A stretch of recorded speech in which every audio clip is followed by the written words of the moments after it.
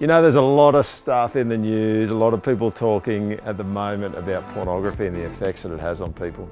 I want to give you 3 things to think about when it comes to pornography and maybe helping someone that you know who might be a little bit addicted to pornography. You know, one of the things I think that's worth thinking about is just think about the way that you conceptualise what's going on for the porn user. You know, one of the things I think that's really helpful and useful in the biblical kind of framework is that we don't see attraction to the opposite sex as in itself being wrong. There's a sense in which when God lays down some rules about how sex is meant to operate in the Bible, He's not trying to stop you having fun, but He is trying to protect something precious. Second thing is this, you know, when you play a sports game, you need to play offense and defense.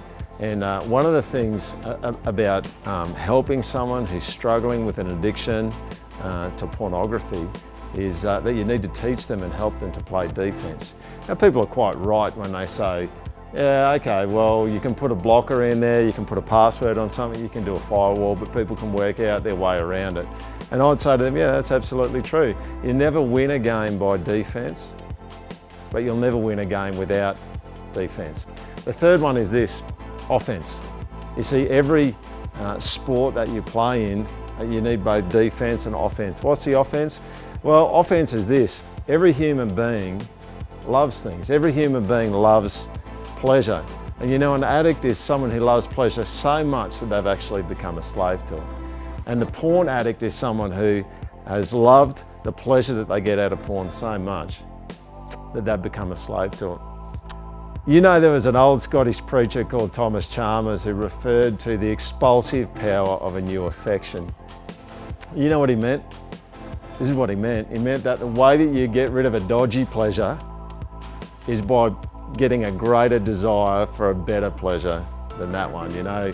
The psalmist wrote in the Old Testament, the psalmist said, "In your presence is fullness of joy, at your right hand are pleasures forevermore." You know, it's God that is a far greater pleasure for the porn user than pornography itself. And you know, with God, when you pursue Him, there's no sting in the tail, there's no sting of shame and guilt that there is in porn, but joy. That's what you find when you follow after God and you seek Him as your highest pleasure.